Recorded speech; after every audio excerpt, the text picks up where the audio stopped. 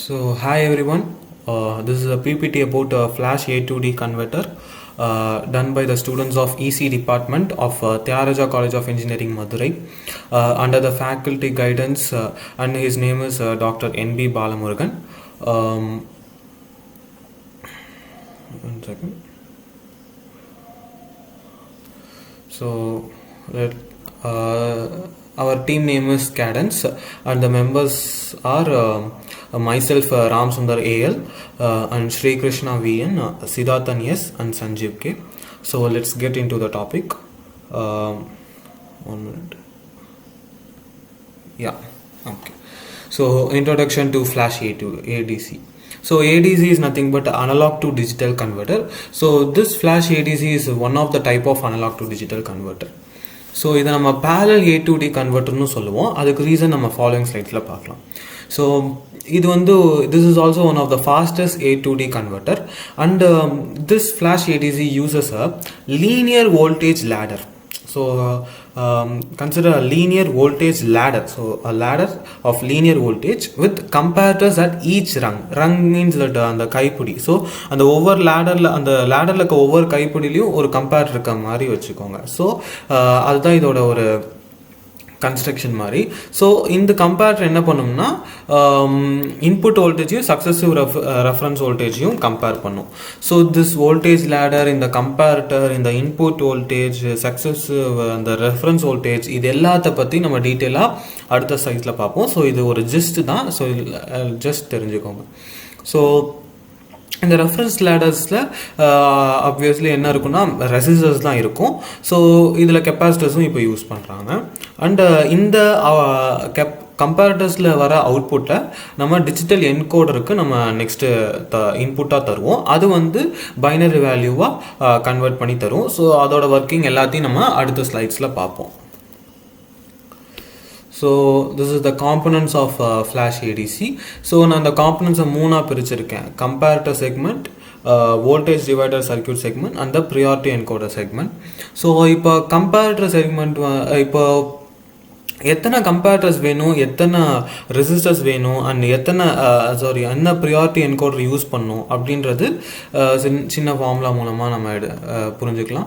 So இதெல்லாம் இப்போ ஒரு n பிட் ஃப்ளாஷ் ஏடிசின்னு எடுத்துக்கிட்டோம்னா நம்மளுக்கு 2n-1 கம்பேரட்டர்ஸ் தேவைப்படும் அண்ட் 2n மேட்ச்ட் ரெசிஸ்டர்ஸ் தேவைப்படும். அண்ட் ப்ரியாரிட்டி என்கோடர் என்ன எடுத்துக்கணும்னா 2n ப்ரியாரிட்டி என்கோடர் நம்ம எடுத்துக்கணும். ஸோ ஃபார் எக்ஸாம்பிள் இப்போ 3 பிட் ஃப்ளாஷ் ஏடிசினா அதுக்கு வந்து 2^3-1 7 கம்பேரட்டர்ஸ் தேவைப்படும் and 2^3 is equal to 8 matched resistors தேவைப்படும் and 2^3 that is 8 to 3 priority encoder நம்ம யூஸ் பண்ணுற மாதிரி இருக்கும். So these are the components of the Flash ADC. So ஒரு எக்ஸாம்பிளுக்கு ஒரு 3 பிட் ஃப்ளாஷ் ஏடிசி சர்க்யூட்டை நாங்கள் இங்கே போட்டிருக்கோம். ஸோ இதுதான் அந்த வோல்டேஜ் லேடர்னு சொல்கிறாங்க. So voltage ladder which consists of resistors. So this is the voltage divider circuit and the reference voltage and input voltages are these two which is given here. The input voltage is given to the positive terminal and the reference voltage is given to the negative terminal of each comparators. So இந்த கம்பேரட்டரோட output வந்து என்கோடருக்கு கொடுக்கப்படும் and இந்த encoder வந்து இந்த 823 priority encoder என்ன பண்ணும்னா binary அவுட்புட்டாக தரும். So இதில் வந்து நம்ம 7 கம்பேரட்டர்ஸ் தான் யூஸ் பண்ணியிருப்போம். ஸோ பாக்கி இது ஒரு 3 பிட்னால 7 கம்பேரட்டர்ஸ் யூஸ் பண்ணியிருக்கோம். ஸோ பாக்கி இருக்கிறது வந்து கிரவுண்டுக்கு பண்ணியிருப்போம். அதை நான் இன்னும் டீட்டெயிலாக அப்புறம் சொல்கிறேன். அண்ட் இதில் இன்னொன்று நோட்டீஸ் பண்ணணும். ஸோ இப்போ சப்போஸ் இங்கே வந்து வோல்டேஜ் ட்ராப் வந்து according to voltage divider formula படி R divided by R plus S7, that is the total resistors into V reference. So it will equals to V reference by 8. So இதுதான் இங்கே இருக்க voltage drop. அதே மாதிரி இங்கே voltage drop என்ன இருக்குன்னா அதே வோல்டேஜ் டிவைடர் ஃபார்முலா படி 2 into R. So this R plus this R. So 2 into R divided by the total R, that is 8R into V reference. So 2R divided by 8R into V reference. So அது போட்டோம்னா it is equal to 2 into V reference by 8 ன்னு வரும். So அந்த மாதிரி 3 into V reference by 8, 4 into V reference by 8 into 8 into V reference by 8. அதாவது இங்க இடத்துல வந்து V reference கம்ப்ளீட்டா இங்க வந்து ட்ராப் ஆயிருக்கும். ஸோ இதுலேருந்து என்ன இன்ஃபர் பண்ணுறோம்னா ஒவ்வொரு வோல்டேஜ் ட்ராப்புக்கும் உள்ள வித்தியாசம் வந்து V reference by 8. So that's it. Let's go into the working of the flash ADC. So இந்த ஃப்ளாஷ் ஏடிசியோட ஒர்க்கிங்கை நான் வந்து ரெண்டாக பிரிக்கிறேன். ஒன்று கம்பேரட்டரோட ஒர்க்கிங்கை பற்றி பார்ப்போம், அடுத்து என்கோடரோட ஒர்க்கிங் பற்றி பார்ப்போம். ஸோ கம்பேரட்டர் வந்து நான் ஆல்ரெடி சொல்லியிருக்கேன். கம்பேரட்டர் வந்து கம்பேர்ஸ் டூ இன்புட்ஸ், அதாவது பாசிட்டிவ் இன்புட்டையும் நெகட்டிவ் இன்புட்டையும் கம்பேர் பண்ணும். அதுதான் கம்பேரட்டரோட வேலை. ஸோ இது எப்படின்னா ஆல்ரெடி சொல்லியிருக்கேன், இங்கே இன்புட் வோல்டேஜ் வந்து நம்ம பாசிட்டிவ்க்கு தரும், வி ரெஃபரன்ஸ் அதாவது ரெஃபரன்ஸ் வோல்டேஜ் நெகட்டிவ்க்கு தரும்னு சொல்லியிருக்கேன். ஸோ இந்த கம்பேரட்டர் என்ன பண்ணும்னா இந்த பாசிட்டிவ் வோல்டேஜ் நெகட்டிவ் வோல்டேஜ் அதாவது இன்புட் வோல்டேஜையும் ரெஃபரன்ஸ் வோல்டேஜையும் கம்பேர் பண்ணி அவுட்புட்டாக தரும். அது எப்படி கம்பேர் பண்ணா ஜஸ்ட் சப்ராக்ஷன் தான். ஸோ இப்போ வி ரெஃபரன்ஸ் வந்து கிரேட்டர் தேன் வி இன்புட் வந்து கிரேட்டர் தேன் வி ரெஃபரன்ஸாக இருக்குன்னு வச்சுப்போம். அப்படின்னா பாசிட்டிவ் டெர்மினலில் தான் அதிக வோல்டேஜ் இருக்குது. கரெக்டாக positive is greater than negative. So அப்போ வந்து அவுட்புட் வந்து ஹையாக வரும், அதாவது ஹை இன் த சென்ஸ் 1 தான் அவுட்புட்டாக வரும். இப்போ V input is lesser than V ரெஃபரன்ஸ்னா நெகட்டிவ் டெர்மினலில் தான் அதிகமாக இருக்கு. ஸோ அப்போ அவுட்புட் வந்து லோவாக வரும், இன் த சென்ஸ் 0. ஸோ இதுதான் இங்கே 3 பாயிண்ட் போட்டிருக்கேன். அண்ட் இந்த கம்பேரட்டரோட அவுட்புட்ஸ், ஸோ இந்த மாதிரி தான் கம்பேரட்டரோட அவுட்புட்ஸ் வரும். இந்த கம்பேரட்டரோட அவுட்புட்ஸ் நம்ம ஃபைனலாக என்கோடருக்கு தருவோம். அது வந்து பைனரி கோட அவுட்புட்டாக தரும். அது என்னன்றதை அடுத்து பார்ப்போம். ஸோ என்கோடரோட பார்ட், என்கோடர் பற்றி நம்மளுக்கு எல்லாருக்கும் தெரியும். என்கோடர் என்ன பண்ணும்னா இப்போ ஒரு இப்போ 823 என்கோடர்னு எடுத்துக்கிட்டோம்னா இதில் இருக்க இந்த இன்புட்டாக இருக்க அந்த 8 இன்புட்ஸ்லேருந்து எந்த இன்புட் வந்து ஹையாக இருக்கோ அந்த இன்புட்டோட பைனரி கோடை வந்து அவுட்புட்டாக தரும். அதுதான் என்கோடரோட வேலை. ஸோ ஹை மீன்ஸ் 1ன்னு சொல்லியிருக்கேன். ஸோ இப்போ இங்கே வந்து நம்ம வந்து ப்ரையாரிட்டி என்கோடர் தான் யூஸ் பண்ணோம். ஸோ ப்ரையாரிட்டி என்கோடர் ஏன் யூஸ் பண்ணுறோம்னா இப்போ சப்போஸ் இப்போ நான் 8 இன்புட் சொன்னேன் இல்லையா, அந்த 8 இன்புட்டில் மோர் தேன் 1 இன்புட்ஸ் ஆர் ஹை சைமல்டேனியஸ்லி மோர் தேன் 1 இன்புட்ஸ் வந்து ஹையாக இருந்துச்சுனால் அப்போ ஒரு ப்ராப்ளம் வரும் இல்லையா. ஸோ எதுக்கு வந்து நம்ம பைனரி கோடு தரணும் அப்படின்ற அந்த ப்ராப்ளம் வரும், எந்த இன்புட்டுக்கு பைனரி கோடு தரணுன்ற ப்ராப்ளம் வரும்.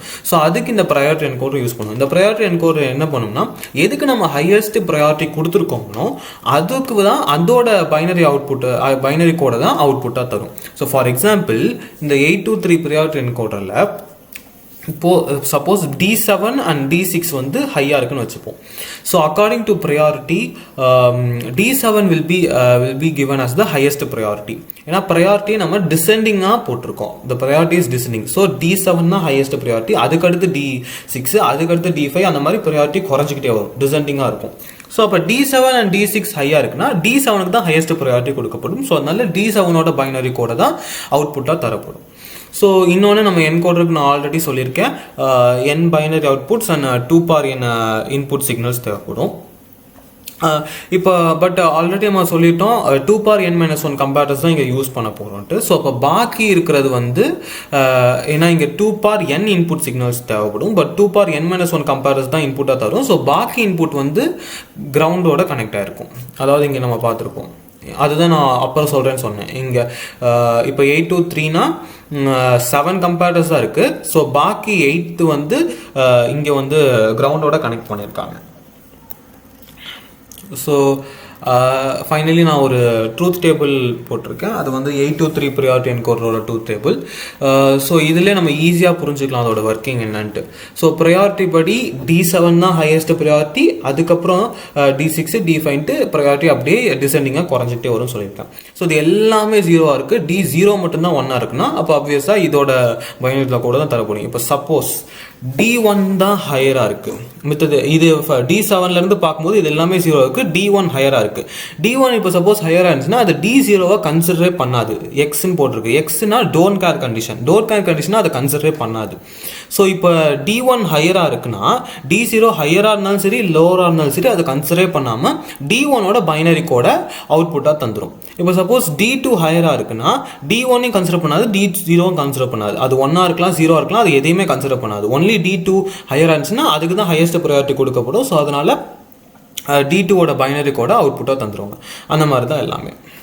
ஸோ D7 ஹையர் ஆயிடுச்சுன்னா ஸோ எதையுமே கன்சிடர் பண்ணாது, டைரெக்டாக D7ஓட பைனரி கோட அவுட்புட்டாக தந்துடும். ஸோ இதுதான் truth table of 823 priority encoder.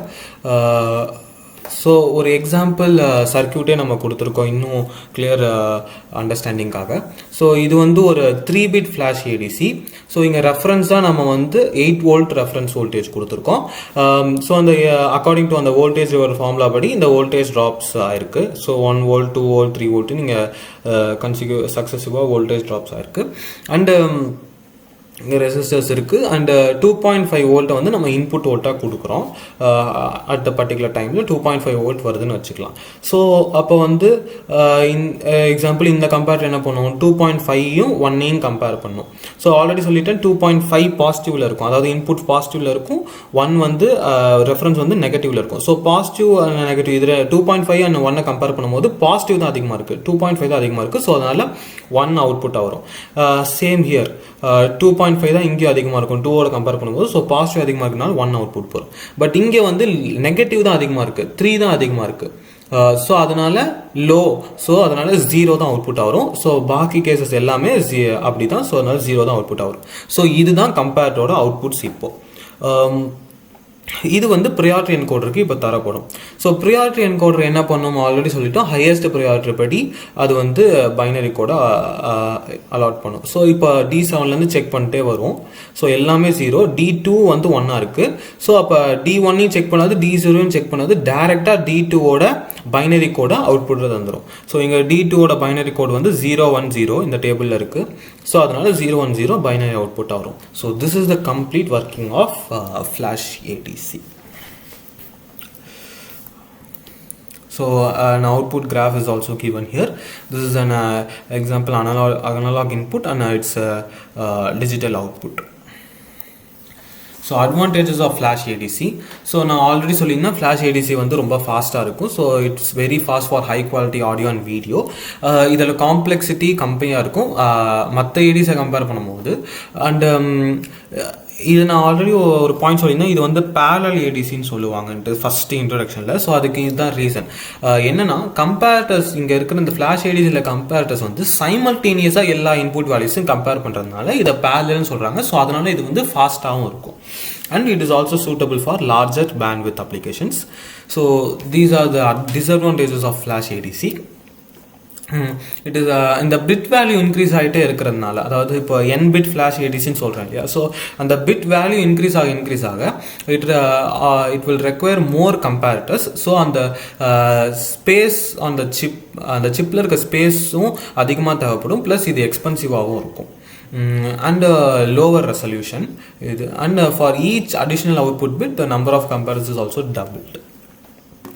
So finally the applications of flash ADC, it has various applications like microphones, strain gauges, thermocouple, voltmeters and digital multimeters. So that's it. Thank you.